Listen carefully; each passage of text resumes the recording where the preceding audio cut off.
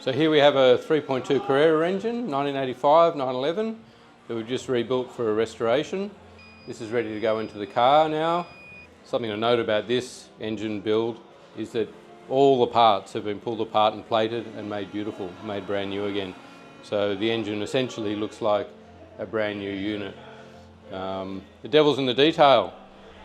An engine rebuild's one thing, but making them so that they look new as a restoration is a total other thing.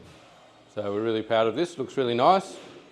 It's going into its little 911 home sometime later today. We thought we'd give a look at it before we do that.